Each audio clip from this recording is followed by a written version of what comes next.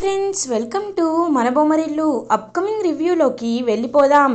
చిరు విజయ ఇద్దరు కలిసి ఇంటి ముందు చిన్న గుడిసె వేసుకుంటారు కదా, కృష్ణంరాజు ఇంటి ముందు. ఇంకా అలా చిరు అండ్ విజయ ఇద్దరు ఒకేసారి కుడికాలు పెట్టి ఇంటి లోపలికి అడుగు పెడతారు. అడుగు పెట్టిన తర్వాత, చిరు నువ్వు వెళ్ళి కాస్త పాల ప్యాకెట్ అండ్ రైస్ తీసుకొనిరా, నేను దేవుడికి పూజ చేస్తాను, ఇంట్లో పాలు కూడా పొంగించాలి కదా అని అంటుంది. విజయ ఇదిగో పాప ఇప్పుడే తీసుకొస్తానని చెప్పి ఇంకలా చిరంజీవి అయితే బయటికి వెళ్ళి విజయ చెప్పిన అన్ని ఐటమ్స్ తీసుకొని వస్తాడు. సో విజయశాంతి అలా దేవుడికి నమస్కారం మనస్ఫూర్తిగా పెట్టుకొని ఇంట్లోనే పాలు పొంగిస్తుంది అండ్ పాయసం చేస్తుంది. కానీ చిరు మాత్రం చాలా డల్గా ఉంటాడు. ఏంటి చిరంజీవి, ఎందుకు డల్గా ఉన్నావు అని అడుగుతుంది విజయ. ఏం లేదు పాప, అమ్మ ఫోటో కూడా ఇంట్లో ఉంటే బాగుంటుంది కదా, కానీ ఏం చేస్తా, అమ్మ ఫోటో పర్సులో ఉంది, పర్స్ ఏమో ఆ ఇంట్లో ఉంది, ఆ ఇంట్లోకి నాకు పర్మిషన్ లేదు కదా పాప అని అంటారు చిరు. ఇంక వెంటనే ఆలోచనలో పడుతుంది విజయ. సరే నువ్వు ముందు గుడికి వెళ్ళిరా, నేను తర్వాత చెప్తాను అని ఇంకలా పంపిస్తుంది చిరుని. అప్పుడే కరెక్ట్గా విజయ అయితే ఇంకా అలా అన్నపూర్ణ దగ్గరికి వస్తుంది. పిన్ని గారు మీతో కొంచెం మాట్లాడాలని అంటుంది. ఏంటమ్మా అని అడుగుతుంది. అదే చిరు ఫోటో లేదు, వాళ్ళ అమ్మ ఫోటో లేదని చాలా బాధపడుతున్నాడు, ఆ ఫోటో ఏమో ఏముంది వెళ్ళి తీసుకోమను అని అంటారు. లేదు అది లోపల పర్స్లో ఉంది కాబట్టే ఆలోచిస్తున్నారు అని అనేసరికి అట్నా అని చూస్తూ ఉంటుంది. ఇంకా వెంటనే అప్పుడే చిరు ఇంటికి వస్తాడు. ఇదిగో పాప నువ్వు చెప్పావు కదా గుడికి వెళ్ళి రమ్మని, ఇదిగో ప్రసాదం తెచ్చేలోపు అన్నపూర్ణకి ఒక ఐడియా వస్తుంది. వెంటనే విజయాని గట్టిగా తోసేస్తుంది. ఒక్కసారిగా విజయ షాక్ అయిపోతుంది. హేయ్ ఏం చేస్తున్నావు అత్త నువ్వు అని అడుగుతారు. నువ్వు ఊరుకోరా, నువ్వు మాట్లాడద్దు, ఈ అమ్మికి ఎంత ధైర్యం ఉంటే ఇంట్లో అడుగు పెడతానంటుంది. ఏ అమ్మి, ఎంత ధైర్యం నీకు, మా అన్న మాటల్నే ధిక్కరిస్తావా, మా అన్న మాటల్నే ఎదురు చెప్పి ఇంట్లోకి వస్తానంటావా, నిన్ను ఈరోజు ఇడిచేదే లేదమ్మీ, ఇడిచేదే లేదు అని చెప్పి ఇంకా గట్టిగా తిడుతుంది. ఒక్కసారిగా ప్లాన్ అర్థమవుతుందనమాట విజయకి. ఏయ్ అత్త ఏంది నువ్వు, ఇంకొకసారి నా పాప మీద చెయ్యేస్తే మాత్రం ఊరుకొని చెప్తున్నా అని అంటాడు చిరు. నువ్వు ఊరుకో చిరు, ఏంటి ఏంటి చెప్పండి, ఏంటి ఈ దౌర్జన్యం, మీకు ఒకే ఒక్కటి చెప్తున్నా గుర్తుపెట్టుకోండి, వస్తాను, ఇంటి లోపలికి వస్తాను, అయితే ఏంటి, ఏం చేస్తారు మీరు, అయినా మీరు నన్ను అడ్డుకోవడానికి మీరెవరు అని అడుగుతుంది కావాలని. విజయ నేను ఎవరా, నేను ఎవరని అడుగుతావా నువ్వు, నువ్వెవరు, కొడితే వెళ్ళి గుడిసెలో పడతావనేసరికి మిమ్మల్ని కొడితే వెళ్ళి బంగ్లాలో పడతారు అని అంటుంది. అలా ఇద్దరు ఒకరి జుట్టు ఒకరి జడ ఒకరు పట్టుకొని గట్టిగా కొట్టుకుంటూ ఉంటే ఆ అరుపులు విని కృష్ణంరాజు బయటకు వస్తారు. అయ్యో అనుపూర్ణ, అనుపూర్ణ ఏం చేస్తున్నావు నువ్వు అని చెప్పి అడుగుతారు. అన్నా తన్ని విడిచేదే లే అన్నా, తన్ని అని అనేసరికి ఆగన్నపూర్ణ ఏం జరుగుతుంది ఇక్కడ, అసలు ఏంటిదంతా అని అంటారు. లేకపోతే అదిగో ఆ చిరుగడి పర్సు లోపల ఉండిపోయిందంట, లోపలికి వస్తాను అని అంటుంది. ఎలా రాణిస్తామన్నా, ఎలా రాణిస్తాం మనం అని అంటారు. లోపలికి రాణిస్తే తప్పేముంది అని అంటారు కృష్ణరాజు. అదేంటన్నా, వాడిపై నీకు శత్రుత్వం ఉంటే వాళ్ళ భార్యపై కూడా నీకు శత్రుత్వం ఉండాలి కదా, అదే కదా న్యాయం ధర్మం, అయినా తను పర్సు అంట, పర్సులో ఫోటో అంట, పర్సు కోసం లోపలికి వస్తానంటుంది అనేసరికి చూడు లోపలికి వస్తే రానివ్వు, అంతేకాని ఎందుకు ఇదంతా, సరే నేనే వెళ్ళా పర్సుని తీసుకొస్తానని కృష్ణరాజే వెళ్ళా పర్సన్ అయితే తీసుకొస్తారు. ఇంక వెంటనే విజయశాంతి హ్యాపీగా చూస్తూ ఉంటుంది. చిరు ఏమో అలా చూస్తూ ఉంటే, వెళ్ళి చిరు నీ పర్సేగా, నీ చేత్తోనే తీసుకో అని చెప్పి ఇంకా అలా కృష్ణరాజు చేత్తోనే చిరుకి పర్స్ ఇప్పించేలా చేస్తుంది విజయశాంతి అండ్ అన్నపూర్ణ. ఇంకా అలా చిరు అందులో ఉన్న వాళ్ళ అమ్మ ఫోటో తీసుకొని చాలా హ్యాపీగా ఫీల్ అవుతారు. ఇంకా అలా చిరు విజయ్ ఇద్దరు వాళ్ళ రూమ్లోకి వచ్చేస్తారు, వాళ్ళ గుడిసెలోకి హట్లోకి వచ్చేసి చూస్తూ ఉంటారు. పాప ఇప్పుడు ఏం చేయాలో నాకు అర్థం కావట్లేదు, అసలు ఇప్పుడు మన బ్రతికేంది, ఉండడానికి ఇల్లు అయితే దొరికింది, ఇల్లు కట్టుకున్నాము, కానీ తర్వాత మనకి డబ్బులు కావాలి కదా, మన కాళ్ళపై మనం నిలబడాలి కదా, అలా చేయాలంటే ఏం చేయాలి అని ఆలోచిస్తూ ఉంటాడనమాట చిరంజీవి. అప్పుడే కరెక్ట్గా ముందు నేను చేసే భోజనం తిను, తర్వాత ఆలోచించు అని చెప్పి ఇంకా భోజనం వండిస్తుంది. పాప నీ చేతిలో అమృతం ఉంటుంది తెలుసా, నువ్వు వండుతుంటే చాలా అంటే చాలా రుచిగా ఉంటుంది, నిజంగా ఆ దేవుడు నీ చేతిలో ఏదో మంచి గీత రాసి పెట్టున్నాడు అని చెప్పి అనేసరికి ఒక్కసారిగా ఆలోచన వస్తుంది విజయకి. చిరు, ఇప్పుడు నువ్వేమన్నావు? నా వంట రుచిగా ఉంది అంటున్నావు కదా అని అంటారు. అవును పాప అని అంటారు. ఓ పని చేద్దామా, ఇక్కడ చాలా వరకు మనం ఆన్లైన్లో ఫుడ్ ఆర్డర్స్ తీసుకుందాం. అప్పుడు మనం డబ్బులు సంపాదించుకోవచ్చు. మనకి వచ్చిన కలే కాబట్టి మనం హ్యాపీగా మన జీవితం మనం సాగించవచ్చు అని అంటుంది విజయ. పాప నువ్వు చెప్పేది ఆ, చాలామంది ఇప్పట్లో హోమ్ కిచెన్, క్లౌడ్ కిచెన్ అని స్టార్ట్ చేస్తున్నారు, అదే కదా అని అంటారు. అవును అదే.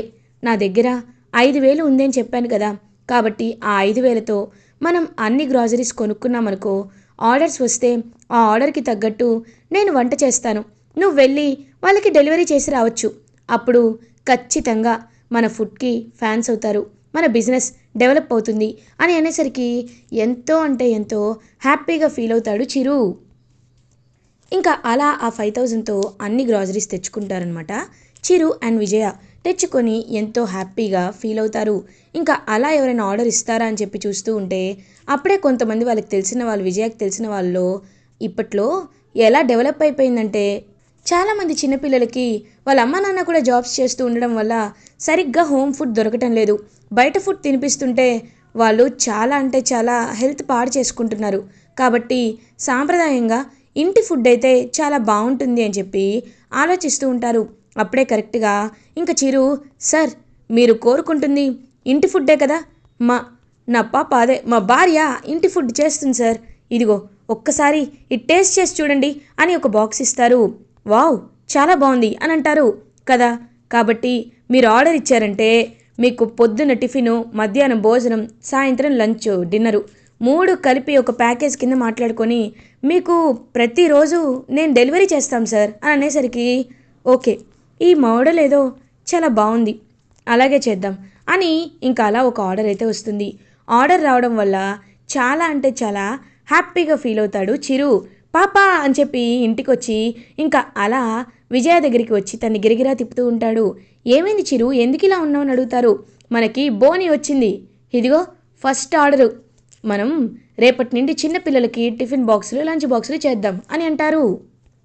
ఇంకా అలా విజయ ఏమో ఆర్డర్స్ తీసుకొస్తూ ఉంటే తను కూడా ఆర్డర్స్కి తగ్గట్టే హ్యాపీగా వంట చేసి అలా ఇంకా వాళ్ళ చిన్న బిజినెస్ అనేది చాలా మంచిగా ఎదుగుతుంది. అలా ఎదుగుతున్న వాళ్ళని చూసి అన్నపూర్ణ చాలా అంటే చాలా హ్యాపీగా ఫీల్ అవుతారు. ఇంకా అన్నపూర్ణ వైపు చూస్తూ ఉంటాడనమాట తనైతే. అత్త, నువ్వు కూడా ఈ ఫుడ్ తీసుకెళ్ళరాదు, అదిగో అక్కడ పులి ఉన్నాడు కదా, పులికి తినిపించు అని అంటారు. ఒరేయ్, మీరు వండిన ఫుడ్ అంటే ఆయన అస్సలు తినడ్రా, అన్న గురించి నీకు తెలిసిందే కదా అని అంటారు. తెలిసిందే, కానీ మా ఫుడ్ అని చెప్పొద్దు, వేరే వాళ్ళదని చెప్పు అని చెప్పి బాక్స్ని చేతిలో పెడతారు. విజయ కూడా అవును పిండి గారు, ఇది మీరు మాత్రమే చేయగలరు, తీసుకోండి అని చెప్పేదనేసరికి ఇంకా అలా ఫుడ్ తీసుకువెళ్తుంది. ఏంటి, ఏమైంది అలా ఉన్నావు అని అడుగుతారు కృష్ణరాజు అన్నపూర్ణని. అబ్బాయి ఏం లేదన్నా, ఇదిగో మన పక్కింటి వాళ్ళు ఇది ఇచ్చుండారు, ఒకసారి రుచి చూసి చెప్పు అనేసరికి ఇంకా అలా టేస్ట్ చేసి చెప్తారు. టేస్ట్ చేసేసరికి చాలా బాగుంటుంది. అబ్బా, ఇది తింటుంటే అమృతంలా అనిపిస్తుంది, నిజంగా చాలా బాగా చేశారమ్మా అని అంటారు. వెంటనే చిరు, అది చేసింది నా భార్య అని అంటాడు. ఒక్కసారిగా షాక్ అయిపోతారు. వెంటనే కృష్ణరాజు ఏంటి అని అంటారు. అవునన్నా, వాళ్ళు కొత్తగా ఫుడ్ బిజినెస్ని స్టార్ట్ చేసుండారు, అందుకే నీకు కూడా ఒకసారి తినిపించాలనే వాళ్ళు ఇలా చేసుండారని చెప్పేసరికి ఇంక చాలా కోపంగా అక్కడి వెళ్ళిపోతారు కృష్ణరాజు. నాయన కోపం ఉన్న తర్వాత తర్వాత అది ప్రేమగా మారుతుంది అని పాపం ఆ చిరు చాలా హోప్తో ఎదురు చూస్తూ ఉంటారు. ఇది ఇలా ఉండగా మంజుల ఇదంతా చూస్తూ ఉంటుంది, గమనిస్తూ ఉంటుంది. గమనించి ఛ, ఇదేంటి, నేను ఏదో అనుకుంటే ఏదో జరుగుతుంది, ఇక్కడ ఈ వీళ్ళేమో చిన్న డబ్బా కొట్టు లాంటి ఇలాంటి ఆన్లైన్ బిజినెస్ పెట్టుకొని అంచెలంచెలుగా ఎదుగుతున్నారు. మై గాడ్, ఇలా జరగకూడదు, జరిగితే నేను అనుకున్నది జరగదు. ఆ కృష్ణరాజుకి నా కొడుకు కూడా బాగుపడ్డాడు కదా అని ఒక ఆలోచన మొదలవుతుంది. అలా జరగడానికి వీల్లేదు అని చెప్పి చాలా గట్టిగా ఫిక్స్ అవుతుంది. వాళ్ళ గుడిసెని ఎలా అయినా కాల్ చేయాలి అని చెప్పి గట్టిగా ఫిక్స్ అయిపోయి ఇంకా అలా మనుషుల్ని పెట్టిస్తుందనమాట మంజుల. రేయ్, అర్ధరాత్రి ఎవ్వరూ లేని టైంలో చూసి నిప్పు పెట్టండి అని అంటుంది. సరే మేడం అని చెప్పి ఇంకా అలా చిరు విజయ కట్టుకున్న గుడిసెని నిప్పు పెట్టాలి అని ఫిక్స్ అవుతారు. ఇంకప్పుడే చిరంజీవి అయితే మొత్తం అమౌంట్ అంతా లెక్క పెట్టుకుంటూ ఉంటారనమాట. లెక్క పెట్టుకుంటూ, పాప ఈరోజు వచ్చిన కలెక్షన్ 10,000, మన ఖర్చులన్నీ పోగా 5,000 మిగిలాయి. ఇలాగే రోజు వస్తే మనం చక్కగా ఎదగచ్చు అని అంటారు. అది మాత్రమే కాదు, నువ్వు ఎలాంటి తప్పు చేయలేదని ఖచ్చితంగా నిరూపించవచ్చు కూడా అని పాపం హ్యాపీగా అనుకుంటుంది విజయ.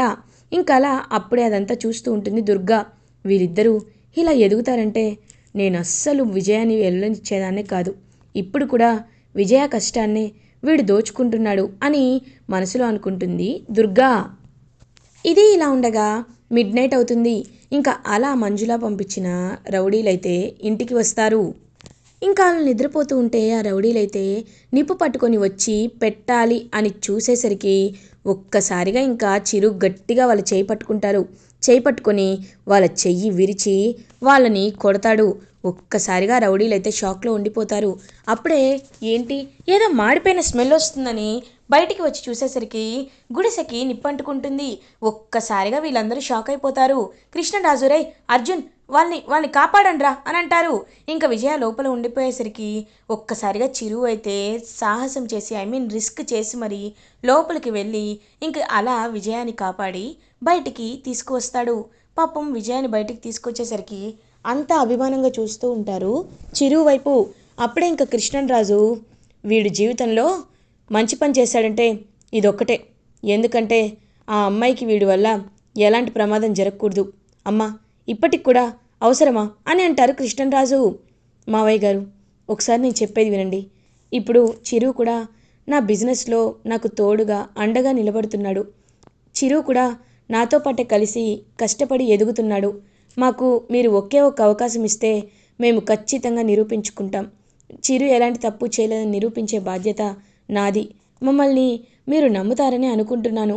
కానీ ఇప్పుడు మా గుడిసె కాలిపోయింది. మేము మళ్ళీ రోడ్డున పడ్డాం. మళ్ళీ వేరే ఎక్కడికో వెళ్ళిపోవాలి అని చెప్పి చిరుని తీసుకొని ఇంకా అలా వెళ్ళాలి అని చేపట్టుకొని వెళ్ళబోతుంటే ఒక్క నిమిషం అని అంటారు చిరంజీవితో కృష్ణరాజు.